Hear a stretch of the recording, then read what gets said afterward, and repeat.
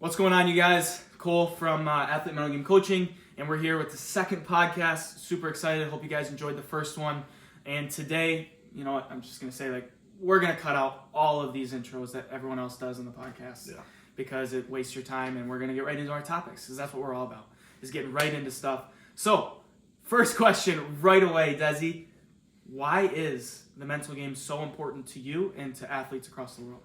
Yeah, I mean, I think the way that it affected me, and one of the reasons that I love this and one of the reasons that we do it, is that if I would have had this, I probably would have been paid to play. Mm-hmm. And that's just point blank a fact. It's the truth. It's an ugly truth, but it is the truth.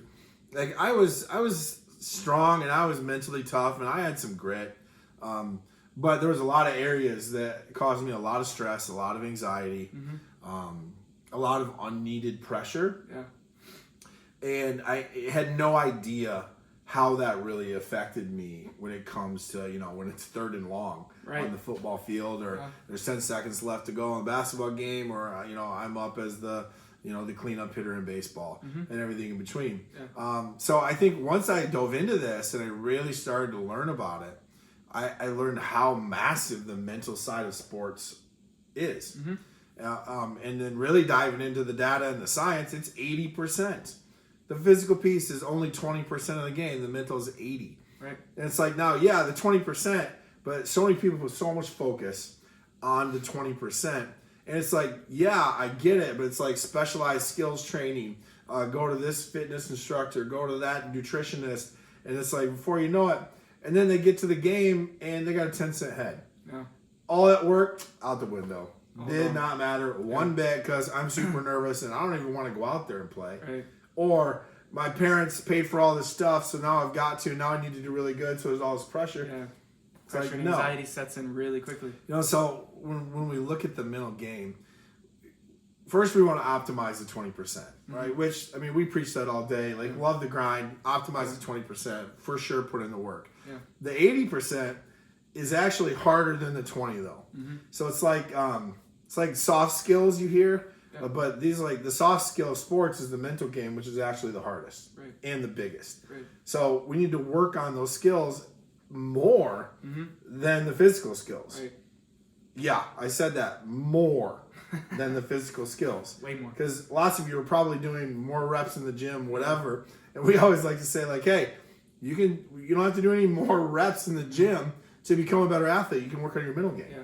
And I feel like the biggest reason for that is athletes can see physical results when they work in the physical game. Yeah. Right? The mental game is a little bit more hidden, but it's more powerful. Yes. Right? It's kind of like the tip of the iceberg, right? That's the physical game. Yeah. All of a sudden, there's this huge iceberg down beneath that's all mental. Right? You can't see it, but it's all the stuff that creates the massive power behind it, right? Yeah.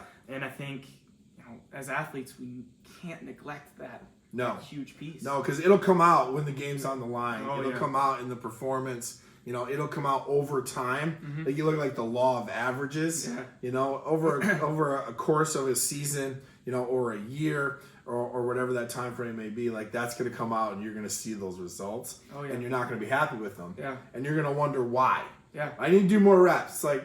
No. Yeah. I mean, it never hurts, but you need to add this piece to your game. Yeah. Because it's there all the time. Mm-hmm. Right? Nothing happens without the brain moving. So that's why you got to put a really large focus on it. Yeah. So I kind of wanted to ask you, at what point did you? I guess you started really focusing on the mental game after you were done. But at what point did you notice? Oh shoot! This is working. This mental game. Working on my mental game is maybe it's more in business for you, but working on the mental game changed my game completely. Yeah. Right? At what point did you realize that? I think I realized that when I was in college, actually. Yeah? Okay. Yeah, and really, because there was just a ton of pressure. My sophomore, junior year at Eastern Michigan to break the starting lineup. Yeah. Right? Which was, very difficult at any Division I level or any college level at all, anywhere, in any sport. And the pressure was crazy. Yeah. And my coach was incredibly intense, which I was used to, but this was just another level. Right. And it is along with the stress I was putting on myself, he was also putting on me. And I got my parents, I got my scholarship, I got all these things. I just couldn't handle it all. Yep. And what was happening was, I was airmailing snaps. I was a center, so I was snapping over the quarterback's head. I was just like, I would just lose it. And I couldn't focus because I was worried about all these other things. Yeah. And that's when I started to just flush all of that out and focus on, like, I can only control me and my body and my mind. Right. And, man, when I started doing that, I was the player of the game against the University of Michigan, graded out at 92%. And it was literally taking all of this junk in the complex, simplifying it, and it was my dad. Yeah. It was my dad that helped me. Just after I, go through this long venting session, right. Like you were talking about, laying all this junk on the table, and he used to say all the time in baseball, like, just grip it and rip it. Yeah. Right? Just knock all of that stuff out, snap the ball, hit the guy in front of you. For sure. Like, it's really not that complex. You can make it complex when you add all the junk. So really when I simplified it and put the focus on it, like, what am I thinking about? Because when I screw up, man, I hammer down on it for like the next 30 plays. Oh, yeah, for sure.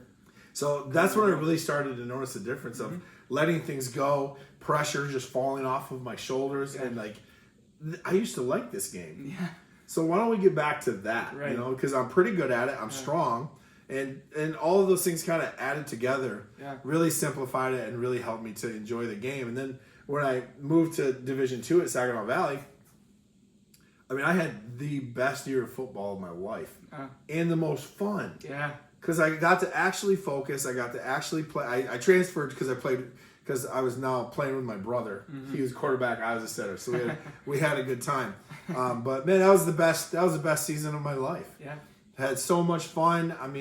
Was first team all GLIAC. Got some really good looks. Went to some really cool all-star games. Yeah. All because, like, guess what? I started having fun playing the game again. Yeah.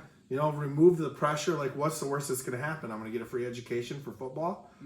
I'm okay with that. Yeah. And that's not a coincidence. No. Right?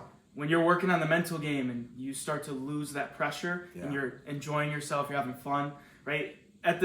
Our parents and everyone, all of our coaches growing up, everyone said, hey, enjoy the game, have fun. Yeah. And it's like, when you're young, it's like, all right, that's stupid, forget it, right? But now, looking back on it, so true. The players and the athletes that are having the most fun and enjoying the game, playing with the least amount of pressure, are the ones that are getting the best results on the field.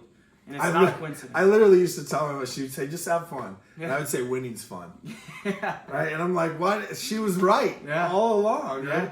I'm going to have to tell her that tonight. But it's just so true, man. And that was just, that's just a small tweak from a couple of conversations with my dad. Yeah. Let alone diving into a full-on mental game coaching program or anything like that. Yeah. But What about you? Talk to me about what was your switch? When did this really start to click?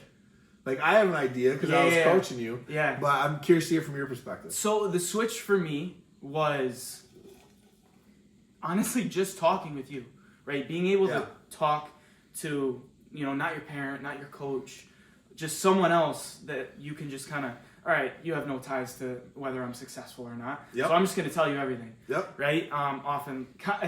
I told you all this all the time. Our meetings felt like therapy to me because it was just like, all right, I'm going to lay all my problems on you and then leave, right? And as soon as I did that, everything came off my shoulders. And then it's like I could be the dumpster that you just kind of put all the stuff in because like that's what I'm there for. Yeah. That objective piece. That's really interesting. And you start enjoying, the game again. You start playing really well. And obviously when you're playing well, you're having fun, right? Yep. And those really go hand in hand. And I started my junior year, right?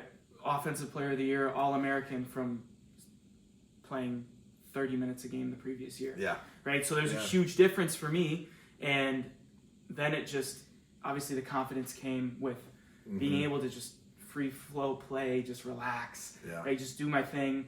And I tell my athletes this all the time. Like, if you're struggling, right? If you're struggling in the game, focus on one thing. One thing that you can do successfully. One thing. Just one thing. One process goal, one trigger, 1 point. Yep. I always call it put your horse blinders on and have tunnel vision. Yeah. Right? Not like how you play the game. Right. Right? But how your mind is. Yeah. Absolutely. And that becomes transformational. Yeah, absolutely. Yeah. And I think, honestly, that's what we're going to talk about throughout this whole podcast of just finding those little pieces to the mental game, right? Uh-huh. You're not going to get a ton of knowledge until you start really studying it and understanding and picking out little pieces and applying to your game. So that's what, this podcast is for. And so with that being said, we're going to go into our next one. We're going to be on YouTube, Facebook, Instagram, Twitter, TikTok, everything. Follow us. Yeah, the list goes on and on. Follow us on everything. Subscribe and really go focus the mindset. What is it? Challenge the mindset. Challenge the mindset. Focus the action. Focus the action. We use that for everything. We do. Right? And we're going to challenge your mindset and we're going to focus your action by doing these podcasts and hopefully, going to our website and looking at everything else that we have coming out for you guys. So it's going to be super exciting to see where everything goes. So with that being said, see you guys.